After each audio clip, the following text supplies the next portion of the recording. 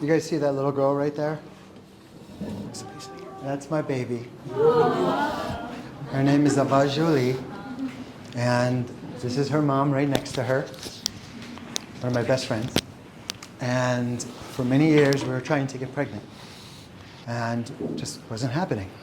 And then one morning, we wake up, and we look at the results, and we're pregnant.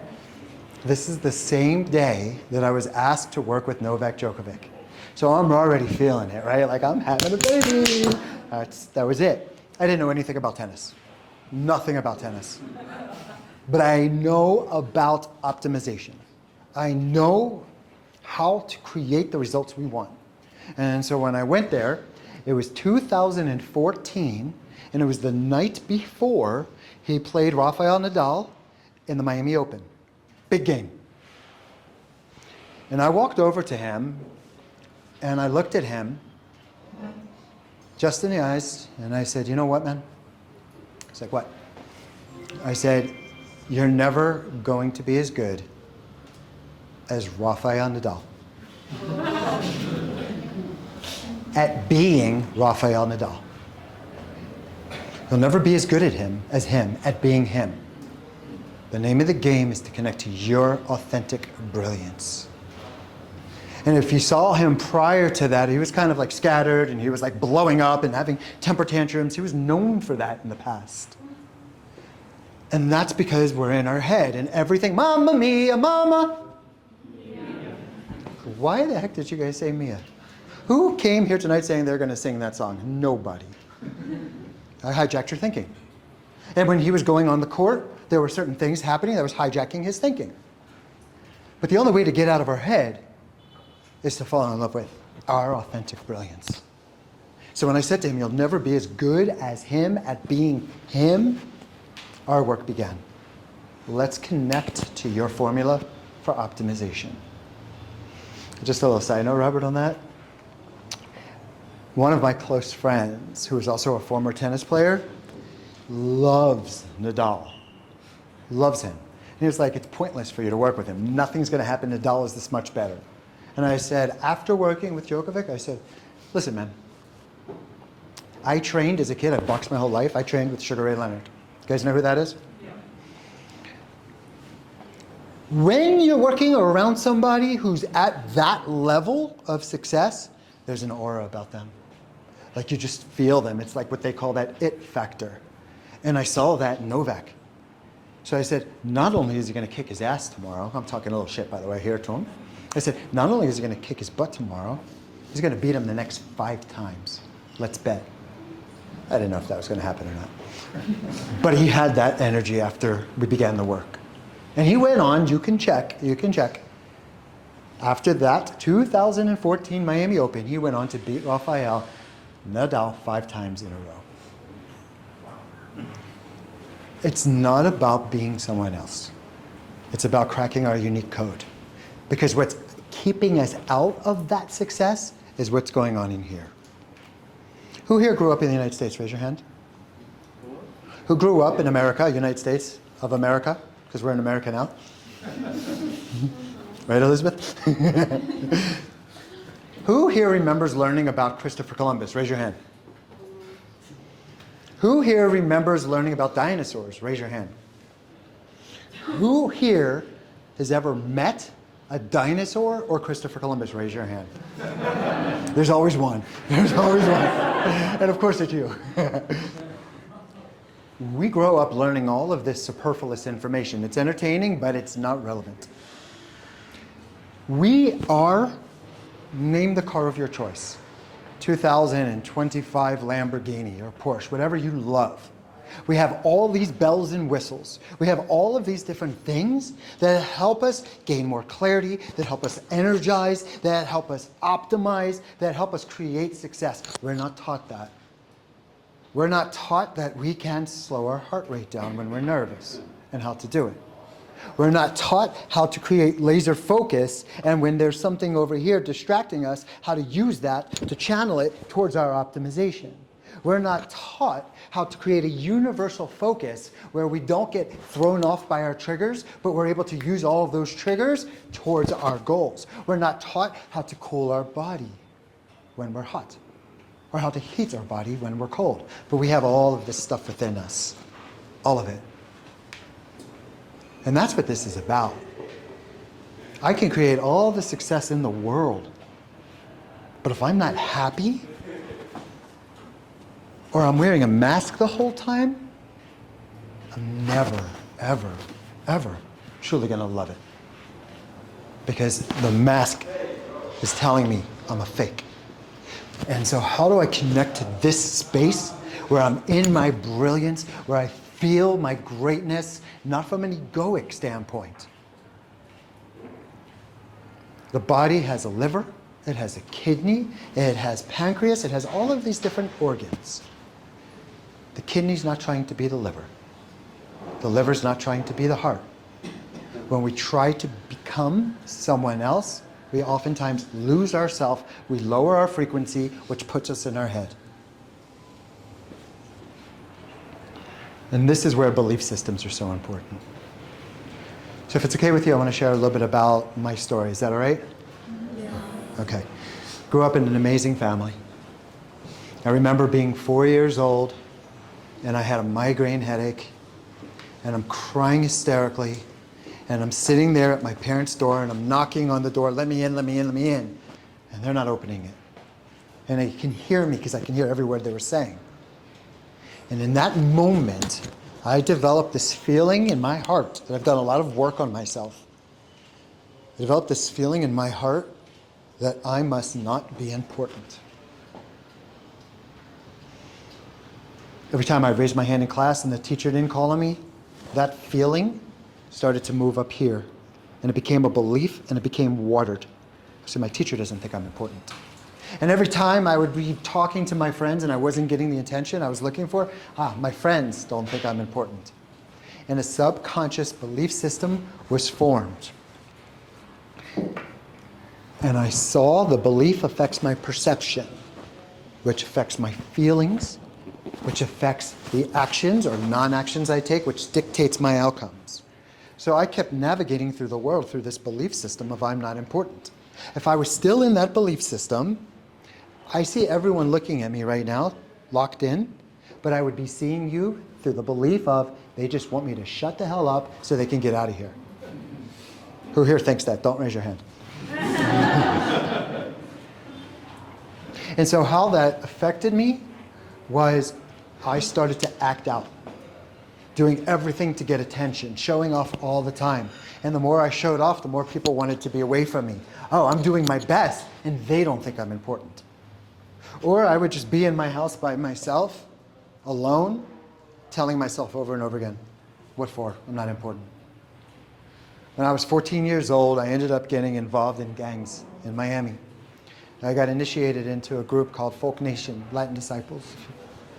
And immediately, one of my best friends was killed, and I kept getting arrested over and over again. And I was put into a program for juvenile offenders, and then ultimately switched over to a military school. And while I was there, for the sake of time, I did something. I took an action which came from my belief, and it was promiscuous. And for many years, I thought I had AIDS. And every night, I would cry myself to sleep, thinking that I was dying. And during that time, I kept trying to do everything I can to prove that I deserved to be alive. So I would be of service to people. I would clean up their plates. I would sit there and talk to people. I used to wear gold teeth. This is back in 1991. Yeah, that didn't happen. Like Eminem was like years down the line. And I took them off, and I really just allowed myself to be present. And I started to experience myself in a new experience, and I started to see myself differently. And my intuition became spot on. It was scary. But then all of a sudden, when I went to college, I was like, you know what, I'm finally going to get tested. And I got tested, and I found out I was fine. And for these years leading up to that, here I am, like being of service, and now I'm in college, and everybody thinks I'm crazy because I'm isolating myself in the room. And I find out I'm okay, so I immediately start going nuts. I got involved with cocaine and ecstasy. I became a male stripper, just horrible stuff, right? Very self-destructive. Ultimately, I met this guy when I was working for Seagram's. I was getting dressed up as Captain Morgan, and going into like parties and clubs, and I was just handing out alcoholic samples. And I'm talking to this guy, and we're having like the most profound conversation. He must have been in his 50s at the time. And I feel like I'm talking to Yoda. We're talking about life, spirituality, business. Like I'm blown away by A, how comfortable I felt talking to this person, and B, what I was receiving from this person. Long story short, turns out he was the executive vice president of Seagram's. So I ended up getting moved up to New York. And at that time, Seagram's owned Interscope Records, MCA Records, Universal Entertainment, Universal Records, everything. And now my mentor is the head honcho. So I moved up the corporate ladder like that, and I made a lot of money marketing mostly hip hop, but we were targeting kids. And the messaging was horrible, and I started to hate myself. So I created all of these unhealthy coping mechanisms with drugs and other things, and I finally went to him and I said to him, I can't do it anymore. I said, I love the money, but I hate myself. And all the things that I'd been through, I wasn't kept alive, so I can be doing this. And he looked at me and he goes, you're fired. It came from love. He said, if you're not in integrity with your truth, doesn't matter how much money you make, you're never going to appreciate it. So I left there, I moved back to Miami, and I founded a charity for gang members who are incarcerated. And during that time, I had already developed my habits, mostly cocaine. But I was creating a national best practice program. And I was brought on to Oprah Winfrey because of the success of that program. But I was whacked out when I got on the show. I was so high on cocaine that I barely could answer questions. That night, I had a party at my house to celebrate. The party went on for 2 days. And at the end of the party, there was a table, and I left a line like this long, like a rail, for me to go use, right? And as I walked over to it, I had a pit bull, and they walk like this, and his tail wiped it off the counter. So here I am, excited for this, and it's gone. So I'm on the floor, and there's carpet, and I'm trying to get it up. Wouldn't work. And so my night was not about to end. I was an addict. Anybody from Miami? Raise your hand. Nobody? Does anybody know Overtown? Yeah. So that's where I grew up. So Overtown is the projects. It's the ghetto of Miami. I knew everyone there. So I drive there at 4 o'clock in the morning, easy to buy at that time, but no one's out, except for this young boy, must have been 14 years old. And when I was there with him, I had this thing in myself, like, I'm such a fraud, I'm such a hypocrite, but the way I would justify my existence was no matter where I was, I would do my best to make every single person who I came across either smile, laugh, or feel good about myself. So here I am at 4 o'clock in the morning, buying from this kid, trying to motivate him. And as I'm doing that, he's looking at me and he starts getting these tears, and he takes out a gun and he puts it to my head, and his hand is like this and his fingers like this, and he's either trying to pull the trigger or trying not to pull the trigger. I got back in my car. I was the happiest man alive. He took my watch and my wallet. But I wasn't happy because of that. I was happy because he forgot to take the dope back. So I'm driving home, 4:30 in the morning, and I'm taking the cigarettes and I'm emptying it out and I'm putting the blow in. I'm smoking it and I'm snorting it. And by the time I got home, 20 minutes later, I went through all of it. And so now here I am, all the adrenaline from that and that. My night's not about to end. It's becoming daytime, and I'm just about to get started, but I have no money because he just robbed me. So I went to my next door neighbor and I asked him if I could borrow something. I did. I ended up going back to the same spot where the kid did that. That's how sick I was. He wasn't there. I bought $100 worth. Here's the point of the story. As I'm driving home, you guys know who DMX is? So I'm listening to DMX. He's got this song called The Conversation. And as I'm listening to the song, there's this lyric that he said, God, why are you allowing me to go through all of this? There must be something that you wanted me to see so I could be who you wanted me to be. I do my best there. He ended up dying from what he saved me from. But in that moment when I heard there's something that I needed to see in order to become who I'm meant to be, I pulled my car off the side of the road on 79th Street in 95, and I looked in the mirror, and I had this conversation about my belief systems. I didn't know what I was doing really. But my belief was I was a manipulator, a liar, a fraud, a hypocrite. And in that moment I said to myself, I'm none of those things. I've just been behaving that way. My old belief system was that, which affected my perception, which affected my feelings, the actions I took, and the outcomes I got. And although my program was a national best practice and I was brought onto Oprah, I hated myself. And I was driving my program down quickly through my addiction.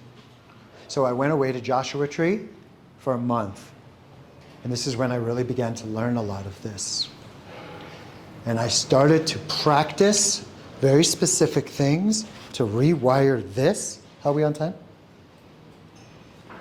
I practiced certain things to get out of my head so that I can discover who I really am.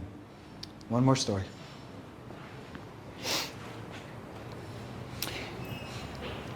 From that point, I started to change my life, and I asked myself if I could be doing anything in the world, what would it be?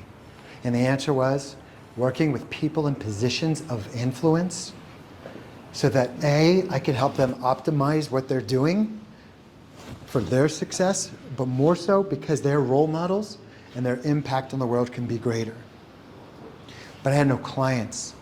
And one day, Michelle and I were like, I was already $30,000 in debt from my program, from my charity. I wasn't making money.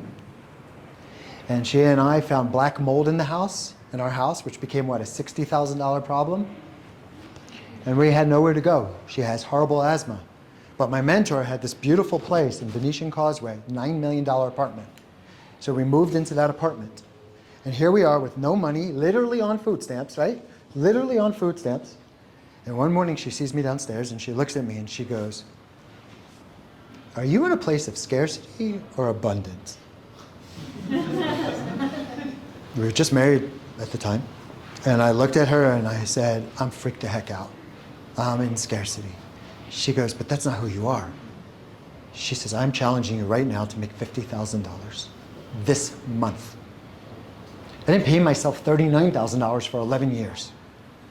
But when you're new in a relationship and you're challenged, you're not going to say no. I didn't say no, but I had tools. And I went off to the side and I started literally getting out of my fear and into the moment using these tools, and it energized me and it brought me clarity. I got on the phone with someone who introduced me to someone else. I immediately got hired by that person. He writes an email, CCs me on it, saying, "You have to meet with this guy." He calls me 2 minutes later, says, "Follow up with these people." One of the guys is Blavatnik, owns Warner Brother Music, top 20 wealthiest people in the world. Another one is the Sofers, own half of Miami. I ended up making how much? We made like $48,000 that month. And that was the beginning. And the same steps that I did there have become so much advanced over the last 12 years. And this is what we're doing to help people radically create results in their life. Robert, what would you say, just out of curiosity, what would you say is like the biggest thing that gets in the way of people and the success that they want? I think you just said it. Are you making a decision based from fear or scarcity, which to me is all fear, or from neutrality, positivity, abundance? And I want everyone in this room to think about that for a minute. How many of y'all made some decisions this past week? Little ones, big ones, business, relationship, money. Should I buy a ticket, a business class, economy class, not go, bus ticket, right? Or moto taxi, which I personally love just for the adventure, correct? All right? I love feeling like you're going to die every 10 seconds. It really makes you live. That's why we're going right? to these You got to places. try moto taxi. And fear. And people, everyone in this room, and I'll take it serious. Mike, do you have any fears left? I still do. I'm working on them. Little ones. My relationship with fears is so good right now. Yes. And I have lots of them, but they no longer cause a downward spiral. They point to what's important. And I am able to get clear of that and do the work to optimizing that. But yeah, I do have a lot of fears. But if everyone in this room gets nothing else out of 90 except what you just said, and are you making a decision, breathe, relax, based on fear, invented things out of the mind where that 12 o'clock, 3 o'clock, which Mike did a good job on, or are you making out of, hey, I feel good, let me clear my mind, how am I making this decision? Your life will change. 100%. Wherever we are right now, I mean, who here can imagine radical success in their company? Close your eyes and imagine it. Just for 1 second, for 1 minute. What are the details of it? What do you see? What do you feel? Now imagine that success has already happened. What's the difference between who you are once it's happened and who you are today?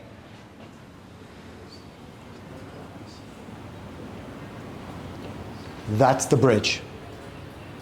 To create that success, we all have to get over the illusion that we're not that person now.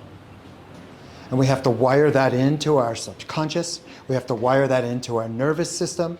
We get to be who we wish to become because we don't become that by hope.